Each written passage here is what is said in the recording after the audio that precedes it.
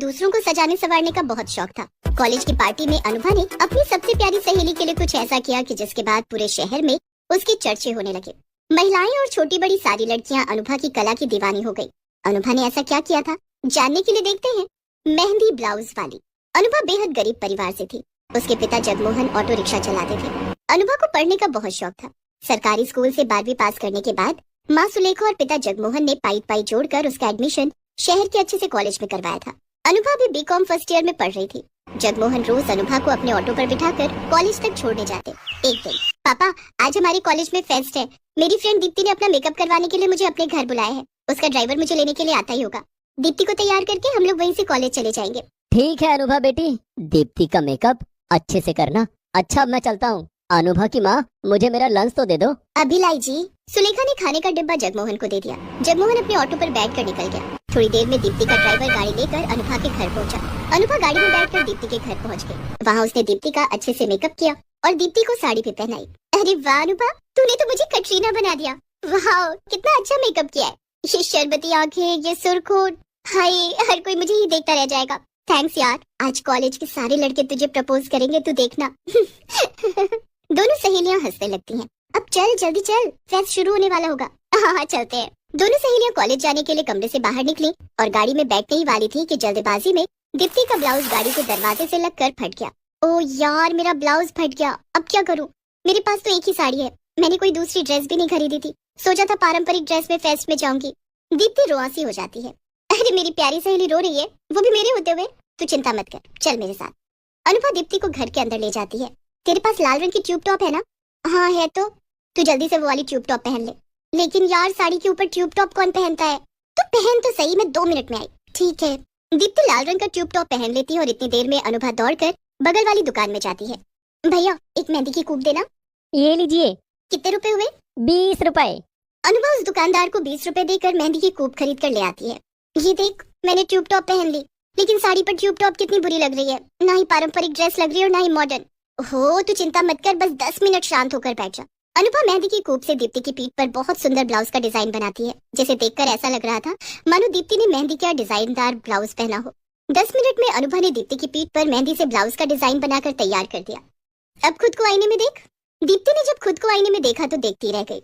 वाह यार, तूने तो कमाल कर दिया। ऐसा लग रहा है जैसे मैंने मेहंदी की ब्लाउज पहन रखी हो। तूने तो मेरी सारी टेंशन दूर कर दी। अब चल कॉलेज चलते हैं, नहीं तो फेस्ट खत्म हो जाएगा। दोनों सहेलियां गाड़ी में बैठकर कॉलेज आ जाती हैं। उस दिन फेस्ट में कॉलेज के सभी लड़के लड़कियों की नजर दीप्ति पर टिकी थी। कई लड़कियों ने, यहाँ तक कि प्रोफेसर ने भी दीप्ति से उसके मेहंदी डिजाइन वाली ब्लाउज का राज पूछा। दीप्ति, तुम्हारा मेहंदी ब्लाउज तो बहुत यूनिक है, कहाँ से बनवाया? मैडम ये तो अनुभा का कमाल है, उसी ने ये डिजाइन बनाया है और मेरी लाज बचा ली, नहीं तो मैं आज फेस्ट में नहीं आ पाती। लाज बचा ली? वो कैसे? दीप्ति ने सबको बताया कि किस तरह अनुभा ने उसका मेहंदी ब्लाउज बनाया। सभी अनुभा से उसका फोन नंबर मांगने लगे। अनुभा, अगले महीने मेरी बेटी की शादी है। अगर तुम बुरा ना मानो तो क्या मेरी बेटी के लिए ऐसा मेहंदी वाला ब्लाउज बना सकती हो? मैं तुम्हें इस काम के लिए अच्छा पेमेंट करूंगी। तुम चाहो तो मैं एडवांस पेमेंट कर देती हूँ। नहीं मैडम, एडवांस पेमेंट की कोई जरूरत नहीं है। मैं आपकी बेटी की शादी में जरूर आऊंगी और मेहंदी ब्लाउज बना दूंगी। आप काम के बाद पैसे दे देना। कॉलेज की लड़कियां भी अनुभा की तरफ ही खींची चली आई। हाय अनुभा, यार परसों मुझे एक पार्टी में जाना है। क्या तुम मेरे घर आकर मेरी पीठ पर भी ऐसी मेहंदी ब्लाउज बना दोगी? हाँ क्यों नहीं, मुझे अपना नंबर दे दो। हाँ भी लो। इस तरह से सभी लोगों ने अनुभा से उसका मोबाइल नंबर लिया और उसे उस दिन ही कई काम मिल गए। अनुभा ने घर आकर ये बात जगमोहन और सुलेखा को बताई। वाह बेटी, तुझे तो ढेर सारे काम मिल गए, ये तो बहुत अच्छी बात है। लेकिन अनुभा बेटी, अगर तू मेहंदी ब्लाउज बनाने का काम करेगी तो पढ़ाई कब करेगी? इस काम से तेरी पढ़ाई पर असर पड़ेगा। बाबा मैं मैनेज कर लूंगी। नहीं अनुभा, तुझे अभी अपनी पढ़ाई पर ध्यान देना चाहिए, ना कि इन सब फालतू काम में। पिता के सख्त रुख को देखकर अनुभा ने मेहंदी ब्लाउज के काम के बारे में सोचना छोड़ दिया। दूसरे दिन रविवार था और अनुभा के कॉलेज की छुट्टी थी। उस दिन जगमोहन अकेले ही ऑटो लेकर निकला, लेकिन जगमोहन को पता नहीं था कि वो दिन उसके लिए कयामत का दिन साबित होने वाला है। जगमोहन के ऑटो को एक ट्रक ने पीछे से टक्कर मार दी। जगमोहन बुरी तरह से घायल हो गया। हादसे में ऑटो बुरी तरह से टूटकर चकनाचूर हो गया था। आसपास के लोगों ने जगमोहन को अस्पताल में भर्ती करवाया और अनुभा को इस बात की खबर दी। अनुभा और सुलेखा दोनों भागे भागे अस्पताल पहुंचे। देखिए, हादसे में इनका सिर फट गया है और दाहिना पैर फ्रैक्चर हो गया है। इनको 2 महीने तक कंप्लीट बेड रेस्ट की जरूरत है। अनुभा और सुलेखा जगमोहन को घर ले आए। अनुभा की माँ, ऑटो तो अब चलने लायक नहीं रहा और ना ही मैं, घर का खर्च कैसे चलेगा? यही तो मैं भी सोच रही हूँ अनुभा के बाबा। घर का खर्च, अनुभा की पढ़ाई का खर्च, आपकी दवाइयाँ, ये सब कैसे होगा? कुछ समझ नहीं आ रहा है। हाँ, अचानक इतनी सारी मुसीबतें एक साथ आ गई, हमने कभी सोचा भी नहीं था। अनुभा अपने माता पिता की बातें सुन रही थी। माँ बाबूजी, आप लोग कहें तो मैं मेहंदी ब्लाउज बनाने का काम शुरू कर दूं। मुझे यकीन है कि लोगों को मेरा काम पसंद आएगा और इतने पैसे तो मिल ही जाएंगे कि घर का खर्च भी निकल जाएगा और पिताजी की दवाइयाँ भी आ जाएंगी। लेकिन अनुभा बेटी। पिताजी मना मत करिए, जब आप ठीक हो जाएंगे तब मैं ये काम छोड़ दूंगी।